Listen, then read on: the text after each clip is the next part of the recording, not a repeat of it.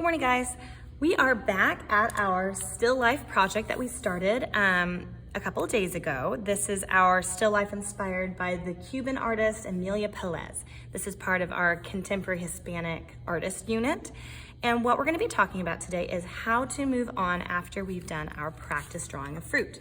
You got this worksheet the last time you were in here, and you should have drawn 3 different examples of fruit, and they didn't have to be on here. So if you have a favorite fruit that is not represented on here, please feel free to draw it, like pears or grapes.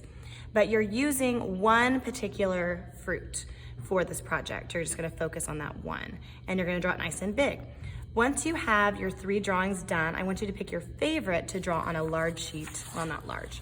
We're using small paper because we're running out of large white.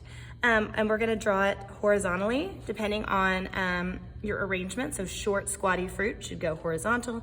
If you have something tall, like a pineapple or a banana, you'll probably wanna do a vertical orientation. It's completely up to you. Once you draw it in pencil, you're gonna go over it in Sharpie, like I've done already here. Now, the next thing we're gonna focus on is color. So we've got our design drawn. Now we need to focus on either the warm or the cool color set. So you can tell in my pineapple drawing, I focused on the warm colors for my pineapple and cool colors for my background. So you need to decide pretty quickly which one you want to be on your fruit and which one you want to have on your background, because we're gonna keep them separated. So I think since mine are oranges, I'm going to use a warm color set. So I have the warm colors here, and I've added white. What white does is it adds just a bit of brightness to the colors when you add them, and when you mix white to a color, it's called a tint, T-I-N-T. Now, if you add black to a color, it's called a shade. We're gonna stay away from the shades because this particular artist doesn't do a whole lot of shadows and shading in her pictures. They're very flat and bright and colorful. So we're gonna stick with white for this. Now, when we paint in our project, we're gonna focus only on the still life and not on the background right now, so the positive space and not the negative space. And we're only gonna use those warm colors. You can use them however you like. Even though my orange is probably supposed to be orange, if I wanted to, I could paint it red or magenta or pink, just using any of the colors that I had on my palette. Now I am gonna go ahead and use orange. And what I want you to practice on this project is a method called double loading. And what that is, it's where you take your brush and you dip it in one color, and then you also dip it in another color, okay? So it's gonna be a little bit messier. So I've got 2 colors on my brush, and I'm gonna paint with them without mixing them first.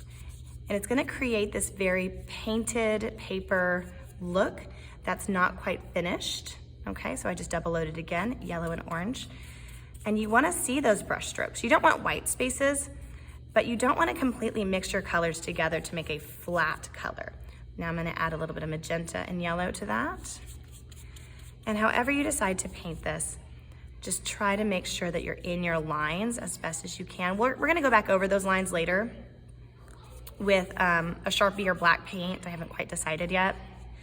But you can see the colors are just popping out because I'm not blending them into a muted color, okay? So I'm using magenta, orange, and yellow for this, okay? And I'm just gonna continue doing that. Now, there's one thing that a lot of kids struggle with whenever we're just using the warm or the cool colors. Mrs. Marple, what about the leaf on my orange? I really need green. Well, we're not gonna be able to do that on here. You're limited to your warm or cool color sets. So even though I would really, really like to use green for my leaf, I'm gonna have to try something else. So I think what I'm gonna do is I'm gonna add some of this white and yellow, and I'm gonna double it, and I'm gonna start painting my leaf. I'm just gonna see what happens with that light yellow color that I've mixed. And if the lines are a little hard to paint around, you can just paint over them. That Sharpie should show through. Okay. Now with tempera, it is washable, but be careful with the darker colors like magenta and red. They still tend to stain. So please be careful. Use a little bit of red for the stem. All warm colors. So as I go in here, I'm just gonna continue painting my still life. Oops, sorry about that. And then I'm also gonna paint my plate. Everything is done in warm colors.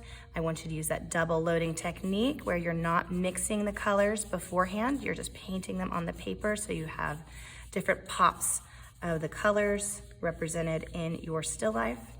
We're just gonna do the fruit today. We want this to be completely dry before we do our background. Oh, you can also paint the plate. So all the positive space is painted today with warm colors, and when we come back the next time, we'll start talking about the background and how to do that. All right, let's get started.